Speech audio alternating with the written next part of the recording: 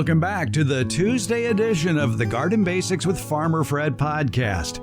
Unlike the Friday edition, we're dedicating the Tuesday podcast to answering your garden questions. Stay tuned to find out how you can get your garden question into the program. So come on, let's do this. We like to answer your garden questions here on the Garden Basics podcast. Helping us out here, America's favorite retired college horticultural professor, Debbie Flower, is here.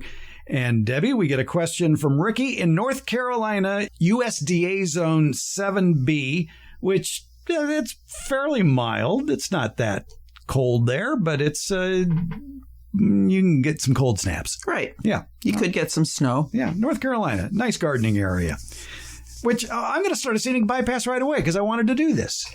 Is Sacramento the best gardening area you've ever lived in?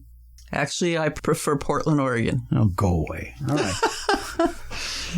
It's an 8. It's probably an 8B now. Yeah. And we're a 9B. Yeah. So it's one zone colder. I love apples. Mm-hmm. Much better apple growing country. Mm-hmm. And you do get a dormant season around the holidays, so you can put your energy into making Thanksgiving and Christmas dinner. Don't you grow mold behind your ears, though? Not anymore. No. There were years like that, but it has gotten drier. Okay. I like Sacramento for gardening. Yes. Because you can do it year-round. You can grow something to eat here year-round. Yes, that's true. The summers are pleasant, as opposed to, say, in the hot, humid South. Right. People just, or the desert areas where people just don't go out in the middle of the day in the summer. Right. And here, at least, especially in the Sacramento area, it's a dry heat. I think that's the city slogan, too, by the way. And you get that delta breeze in the evening that helps to cool things off. If you're in the right place, you do. Yeah. And I am. I moved further west. Yes. You got into the flyway, so to speak, of the wind from the delta. When you were living in El Dorado Hills, it was hitting the hills first. Right. And we didn't get much of that breeze. All right. But we had a message on Facebook from a listener who said they moved to Sacramento because we were talking so much about how great it is to garden here. Well, it is great to garden here. It is. I'm not denying that. Can you grow tomatoes in Oregon? There was a year when I first moved there where we didn't get any red tomatoes. Ooh. Yeah, green tomato year. It rained every day in June, but that was the only year that happened. Yeah. I lived there 7 years. Okay. Well, that's time enough to determine whether you'd want to live there forever or not. My husband couldn't handle it, though, because of the cloud cover. Yeah. And he's from Tucson, Arizona. Big difference. Yes. Yeah. Yes. If I recall correctly, Tucson is like the sunniest city in America. I'm not. It's one of those. Yes. Yeah. It's very sunny. The weather report was if there's a 10% chance of rain, they went on and on and on and on because that was a big event. Well, that sounds like the weather forecast here, too. Right. Sunny with a chance of sun. Yes. All right. Anyway, Ricky's in North Carolina, which I guess would be good for gardening, too. I think so. 7B. Yeah. All right. Maybe a bit humid, and he's in the Piedmont of North Carolina. His question is, what is a good resource to find out what plants will cross-pollinate with each other? I planted all heirloom and open-pollinated seed this year, and I'm hoping to save seeds to try and get them used to my microclimate. Well, there's a lot of variables to that when it comes to cross-pollination. Right. There's wind pollination, there's insect pollination, there's adjacencies to other crops. Yes. I think it's all about distance. It is all about distance because in order to cross-pollinate, the pollen has to get from one plant to another plant and settle on that second plant.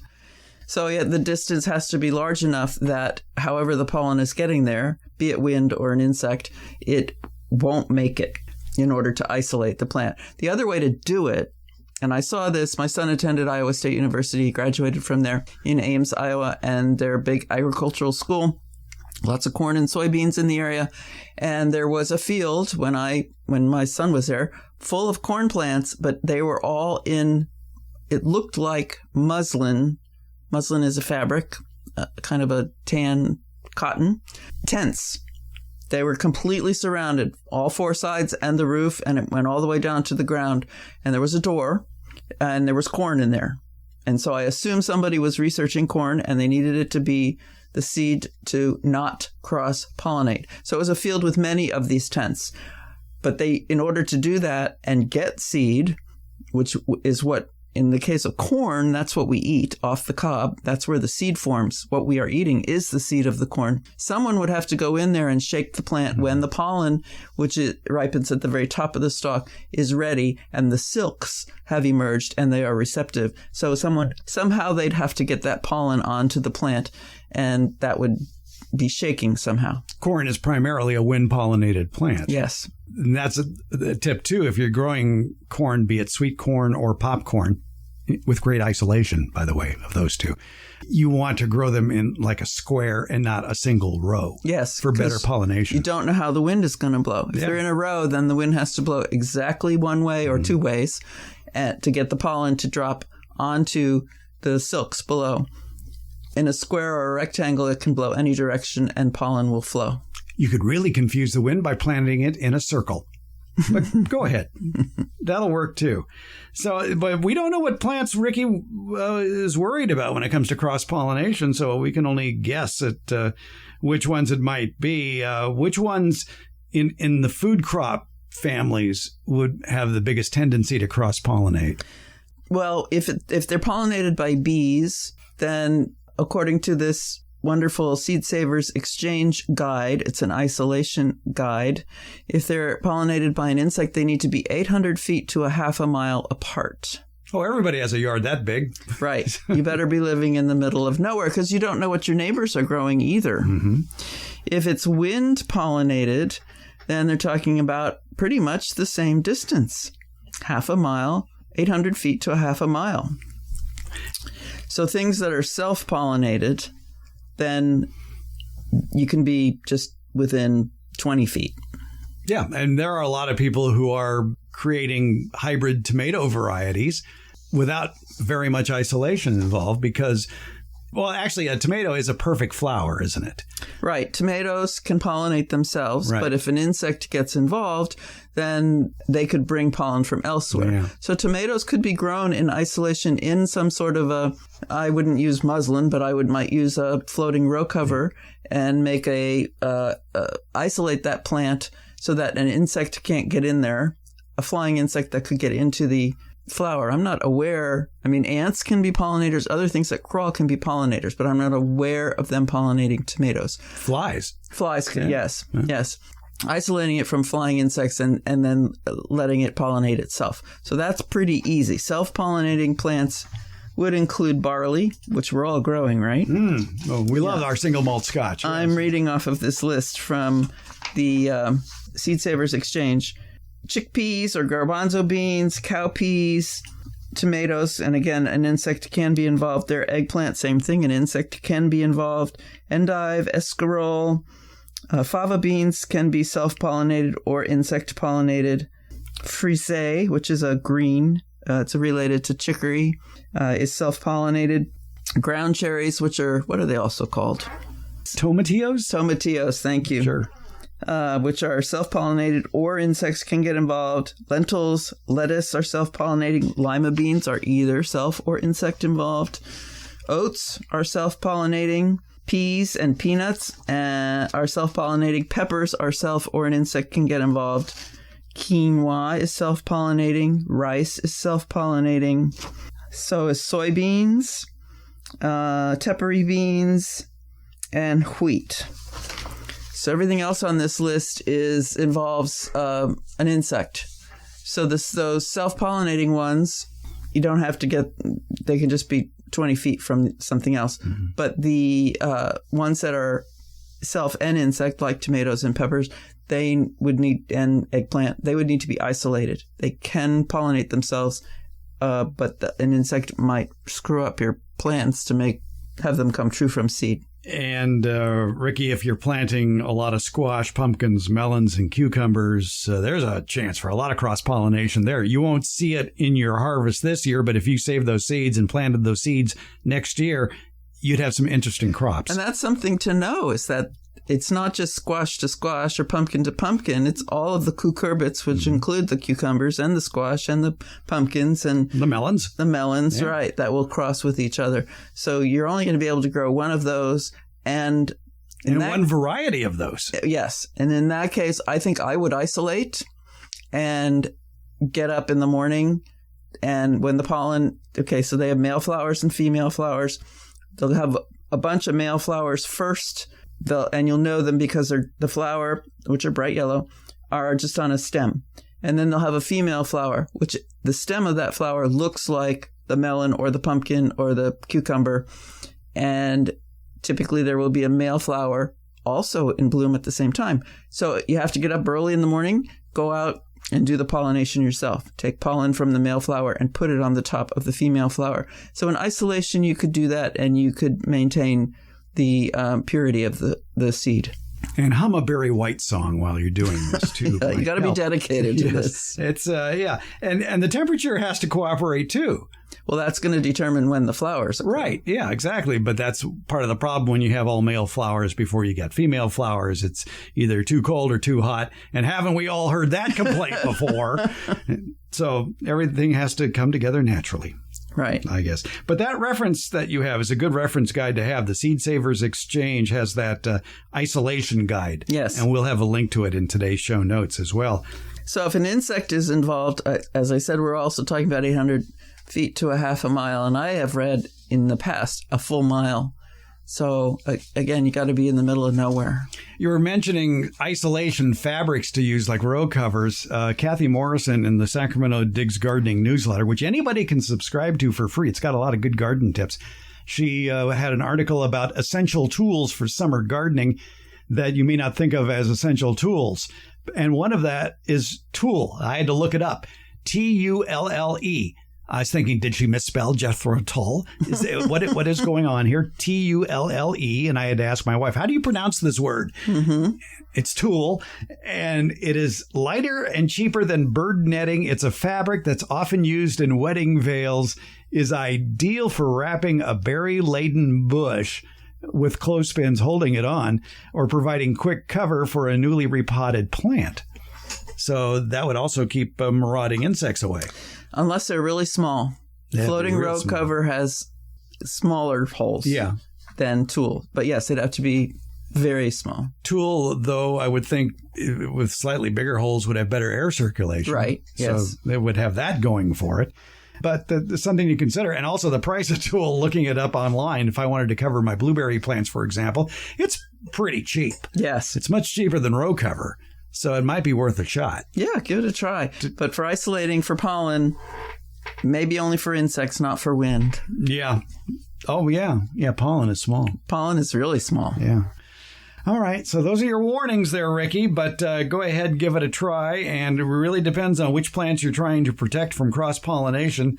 You're going to have greater success with some than others. But give it a shot. It's all about learning on the go. Yeah, let us know how it goes. Yeah, try it. It'll be a year because you're going to have to do the self-pollination 2 years, yes, and then grow it and see what the fruit is on the plant you grow from the seed. You might like what comes up year 2. You might create something new. Yeah. Wouldn't that be cool? Name it after yourself. There you go. All right, Ricky, thanks for the question. Debbie Flower, thanks for your help. You're welcome, Fred.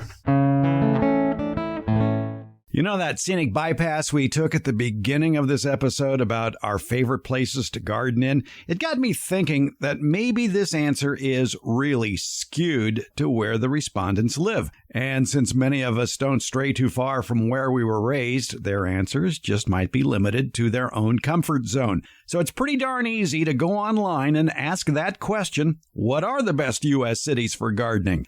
Well, as you might think, you'll get a wide variety of answers. But consider the source of the information.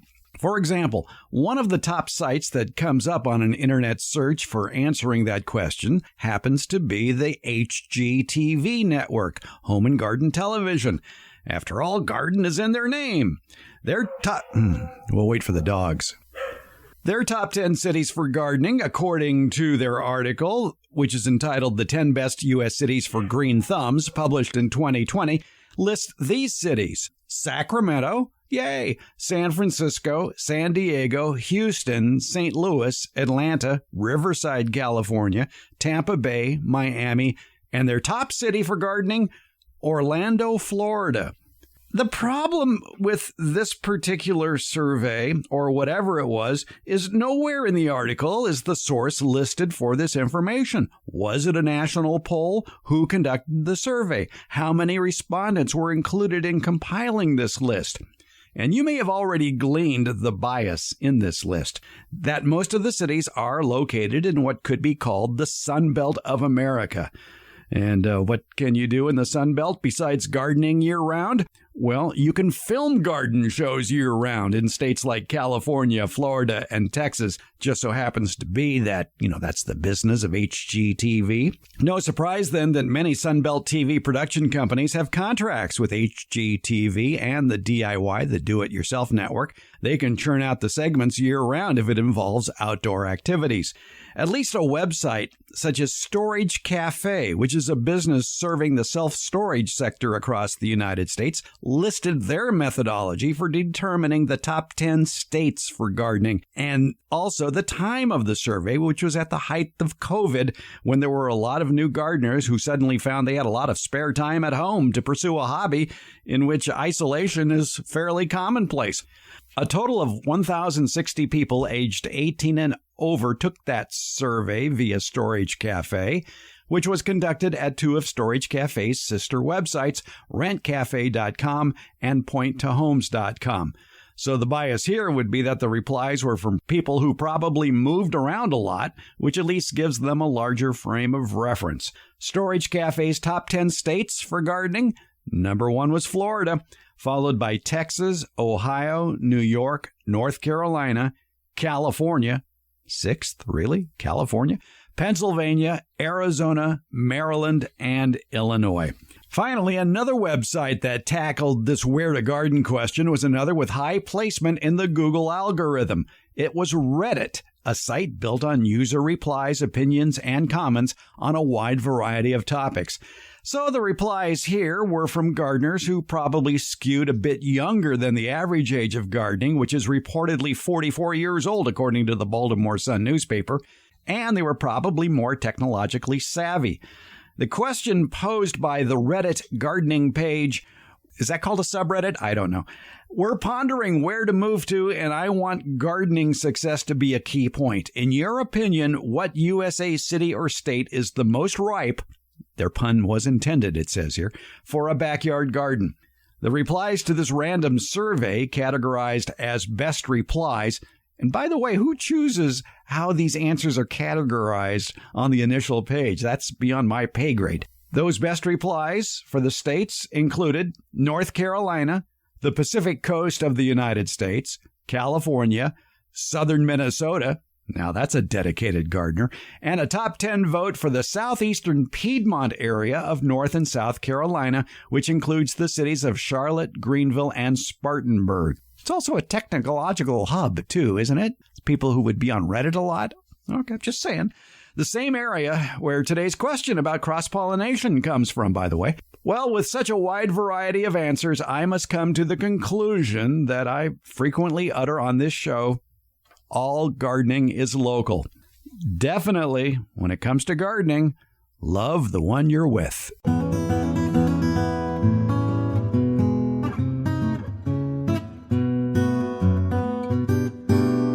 Want to leave us a garden question? You'll find a link at gardenbasics.net. Also, when you click on any episode at gardenbasics.net, you're going to find a link to SpeakPipe. You'll find it in the show notes. And when you bring up SpeakPipe on your computer or smartphone, you can leave us an audio question without making a phone call. Or you can go to SpeakPipe directly. That's speakpipe.com/gardenbasics.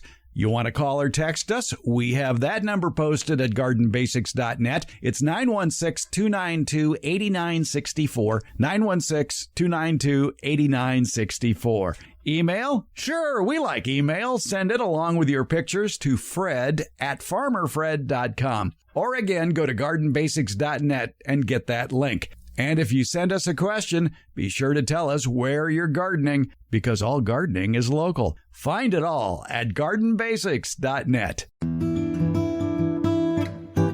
Garden Basics with Farmer Fred comes out every Tuesday and Friday, and it's brought to you by Smart Pots and Dave Wilson Nursery. Garden Basics, it's available wherever podcasts are handed out. For more information about the podcast, visit our website, gardenbasics.net, and that's where you can find out about the free Garden Basics newsletter, Beyond the Basics. And thank you so much for listening.